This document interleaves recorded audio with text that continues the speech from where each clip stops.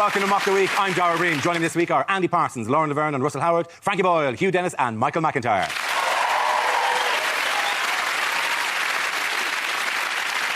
We start with a round called This Is the Answer, What is the Question, on the board of 6 categories. Lauren, which category would you like? Politics, please. OK, politics is the category. The answer is 1.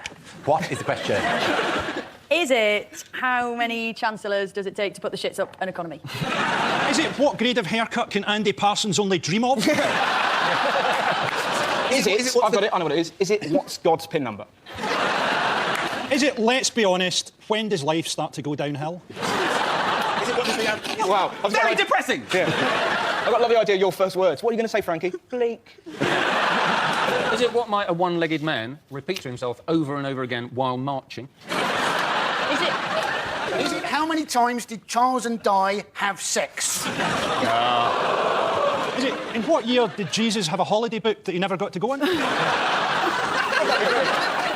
it what does the average viewer of Jeremy Kyle think the alphabet begins with? It's not any of these, is it? It's not any of those, no. We know this works. It's not any of these. In what year did John McCain first run for president? What is the most popular boy's name in Spain? It's to do with the Republican Party. Is it the average number of dead bears per room in Sarah Palin's house? It's very good. It is about Sarah Palin. Is it how many times did John McCain meet Sarah Palin before he offered her the... That's absolutely right. Well done, Hugh Dennis. Congratulations.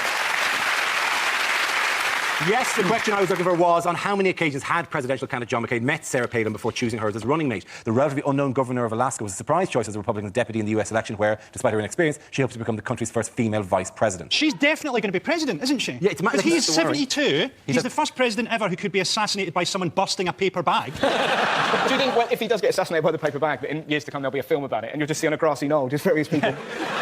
Governor of Alaska is the all-time big drop-off in a title, isn't it? Governor, really important and great. Alaska. It's like you've been voted the most handsome man in the Burns unit. Although... You're an international footballer for Scotland. Governor of Alaska is the equivalent, isn't it, of being mayor of the Shetland Islands. Yeah. She's a complete redneck, isn't she? Yeah. It'll be like Gordon Brown picking as his deputy prime minister the lead singer of the Wurzels. That is the level of the woman. But does the lead singer of the Wurzels have a bear skin with bear head stuffed in her office? She's a really mixed-up lady, though, because one of the reasons that she's been appointed is that she is pro-life, but obviously not for bears. But she's a creationist, so she believes that God made the world in 7 days, and yet she's also a keen hunter. She seems like, cheers, God, thanks for all the animals. Basically, isn't she? She's the female version of Rambo. So you're wondering whether John McCain is thinking of going back into Vietnam. There's an irony here, isn't there, that John McCain spends 5 years in a Vietnamese prison and he's running for president, whereas Gary Glitter, on the other hand...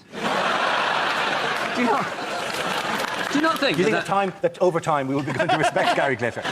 Did you see the press conference where he introduced her? It couldn't have been more awkward and horrible. It looked like Joseph Fritzl and his daughter doing an infomercial for a basement conversion company.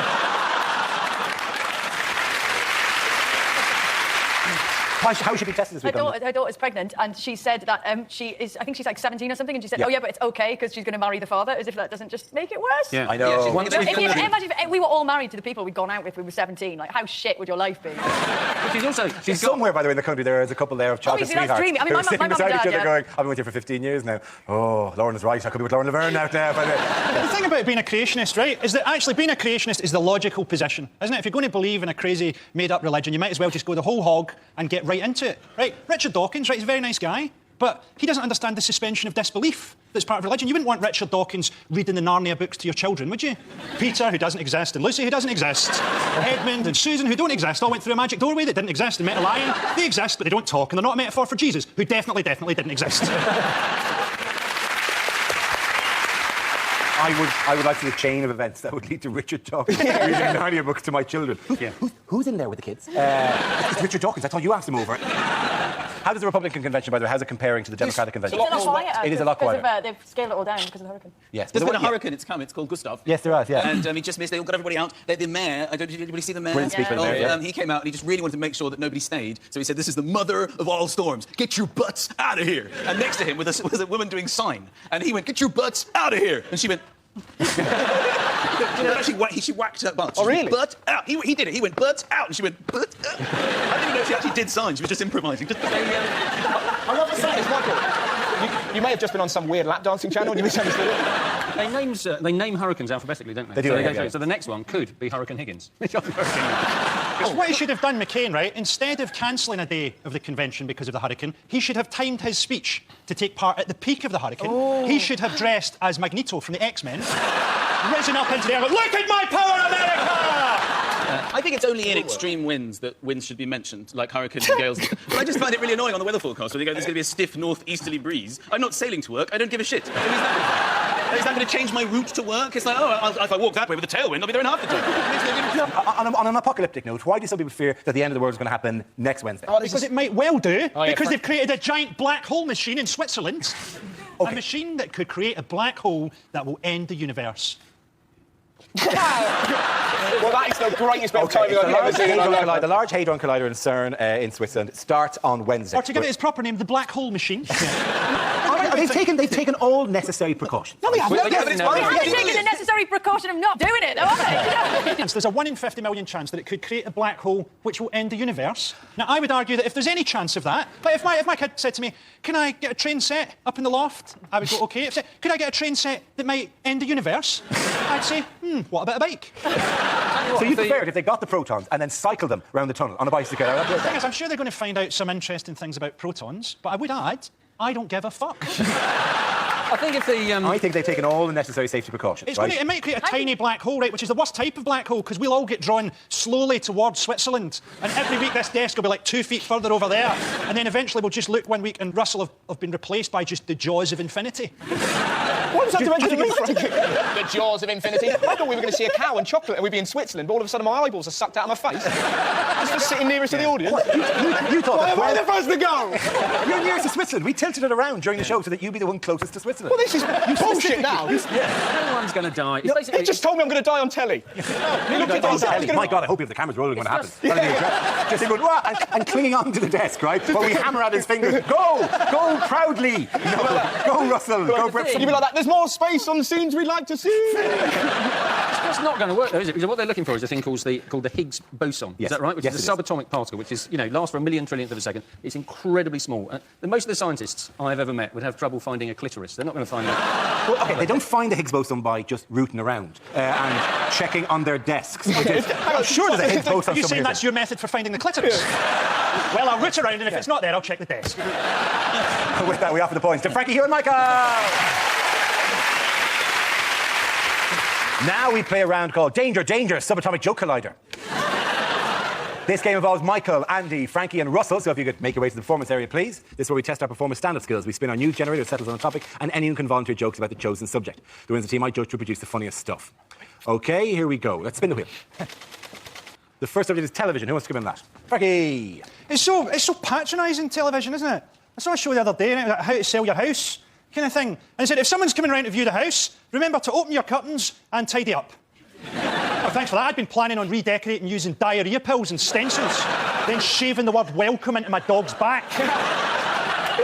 I saw a show for the first time the other day, You Are What You Eat, where a woman gets a trestle table of food in front of a fat person, and they have to pretend to feel guilty as she shows them their dream buffet. Oh, this is terrible. Could you give me 5 minutes on my own here? You've got to be careful what you say on telly. I did a cookery show, and it was 10 in the morning, and it was live, and it was the day of the Glasgow airport attack. And the presenter said, oh, you do topical stuff, don't you? And I said, yeah, like today. We don't know if that was terrorists or just Richard Hammond turning up late for checking. You don't want to have to whisk eggs for 20 minutes while a studio full of people hate you. See, political correctness is all over television. Apparently, on television, we're now not allowed to say fairy lights because it might be homophobic. Apparently now we've got to call them poof lanterns. Thank you, Frankie. OK, let's spin the wheel again. The subject is modern living. Who wants to come on that? Andy Parsons. Now, apparently at the next election, we're all going to be able to vote by text.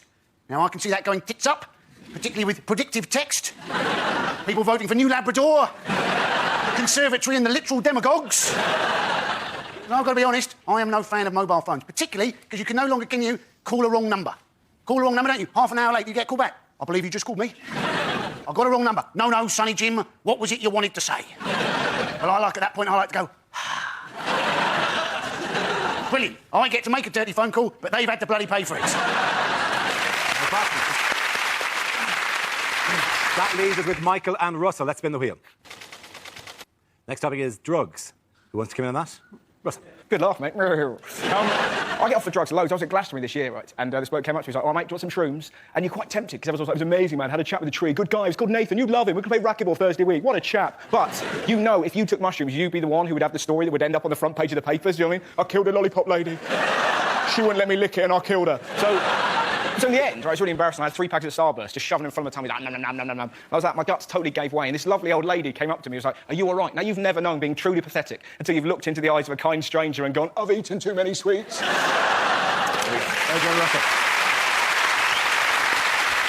Michael, let's see what you've been left with. Let's spin the wheel.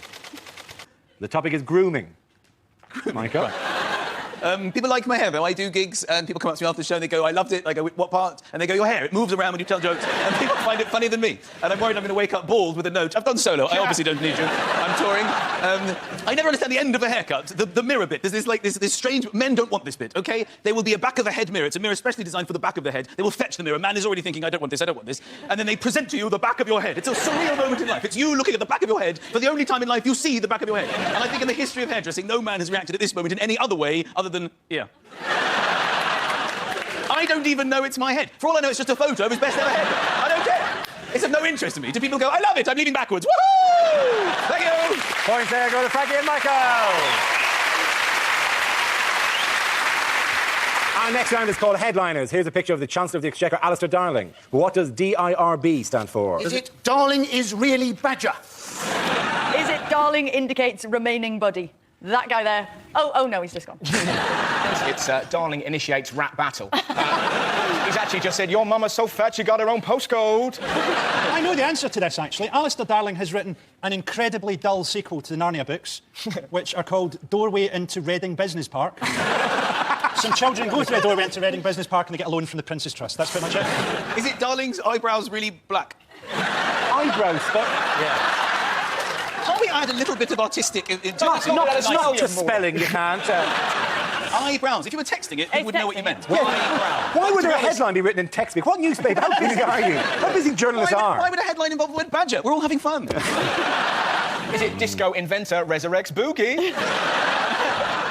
This headline is actually Darling's Inuit robot butler. He has an Eskimo robot butler. What should we do today, Tick-Tarry37? Ice fishing. No, not ice fishing, ice fishing. Every day with the ice fish. Ice fishing. I don't know that you're a robot. I think you're just a suit of armour with a tape recorder on you. Ice fishing.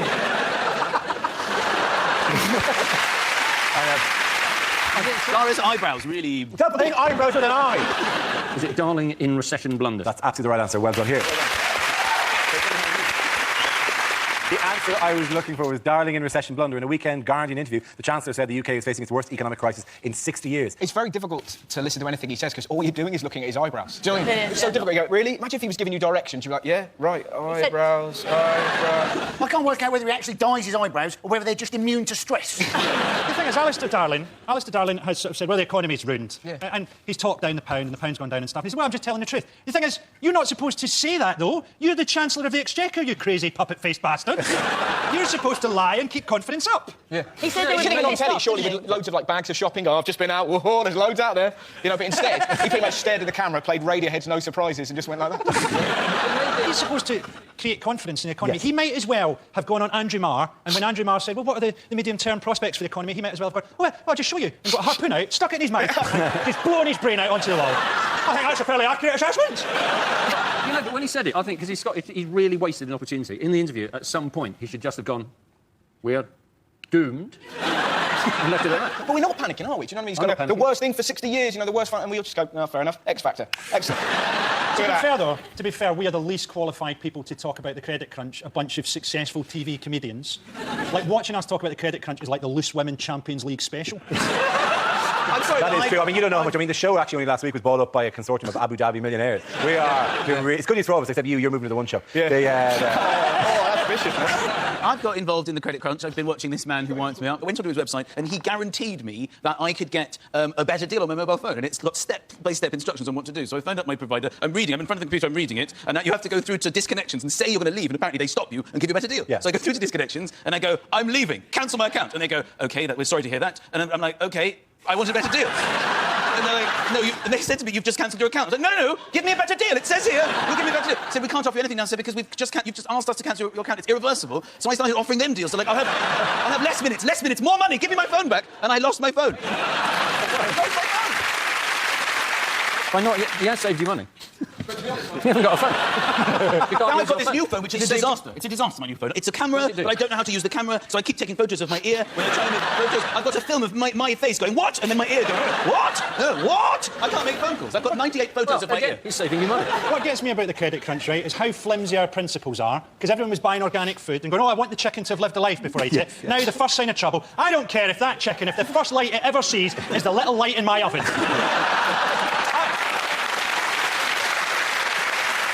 Want to eat any chicken that hasn't been brought up with 120,000 other chickens in a council flat in Middlesbrough. It's also all these obscenely paid footballers, isn't it? You know, and they're all talking about, oh, I've just gone out and bought a 36 grand Frank Muller watch. For 36 grand, you would want some gadgets on your watch. For instance, I would want to be able to drive it. To be honest, if I don't know who this Frank Muller guy is, but for 36 grand, I'd like Frank to be around at all times. I'd like to be able to turn and go, oi, Frank, what's the time? And he goes, 2:10, Dara. Nice one, Frank. We had that in Malta. You know the speaking clock, 1, 2, 3, at the time sponsored by... In Malta, which is a very small country, my mother was living there. She phoned up the speaking clock, and somebody just goes, hello? And she's like, I think I got the wrong number. He's like, what number you want? She's like, I was phoning for the clock. He went, yeah, it's the right number. It's 2:13. It was some guy. Fantastic. She said that once it just rang and rang and rang and rang and rang, and then after a while he was like, sorry, I was in the shower, 3:32. Because the thing isn't in the credit crunch where apparently people are starting to cut their own hair. Oh. I've been doing it. I gave myself a Brazilian the other night. As a man, never get a Brazilian because when you get a hard-on, you look like a sundial at noon. OK, at the end of that round, the points go to Frankie, Hugh and Michael. Now we come to our final quickfire round called Scenes We'd Like to See. This is for everyone, so if you can make your way to the performance area, please. I quote ideas for scenarios we'd love to see, and the performers come in with their suggestions. OK, here we go. The first subject is lines you wouldn't hear in a sci-fi film. We've discovered an alien queen, and she's laid enough eggs to take over the galaxy. This writing, it says, Katuna. I am C-3PO. This is my cousin, WD-40. All right, Chewie, you look different after that back sack and crack wax. My name is Obi-Wan Kenobi. This is my brother, Oh, be careful. My sister, Oh, behave. And my dog, Oh, be a sport. Use the Force, Luke. I've run out of lubricant. Yeah, that's right. We aliens have learnt your language by listening to your radio broadcasts. The androids are going berserk, Captain. Let's try switching them off and then on again. Stardate 2171.6. Captain's log. Still won't flush. I'll try again later. Vader, you look like a big black dildo. Captain, I've been repeatedly firing this laser at that alien, but all I've managed to do is improve its eyesight and give it a Brazilian. It's not easy being a Vulcan, Captain. Due to my death grip, I can't masturbate.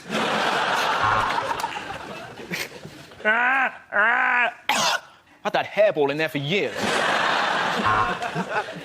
You're loving Chewie. I need to break into the Death Star's computer system. Who knows Darth Maul's mother's maiden name? Captain, the ethereal sounds being made by this beautiful dying creature from another world is some funky shit.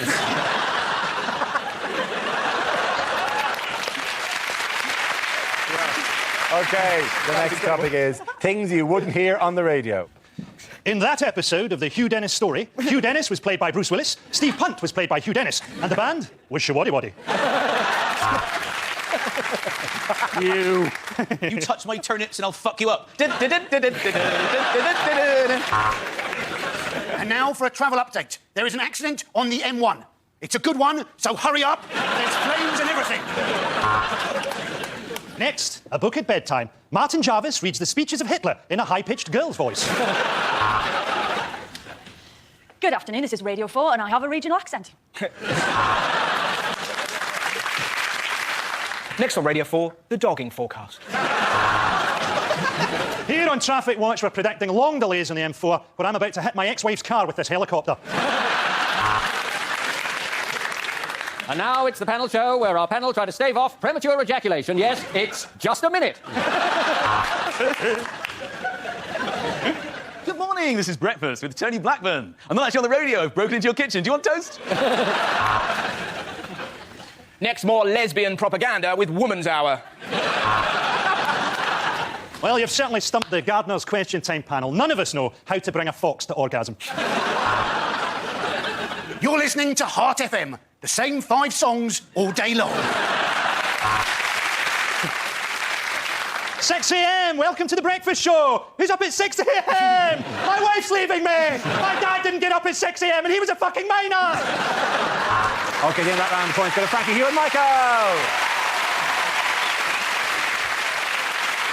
That's the end of the show. This week's winners are Frankie Boyle, Hugh Dennis and Michael McIntyre. Commiserations to Andy Parsons, Lauren Laverne and Russell Howard. Thank you for watching. Good night.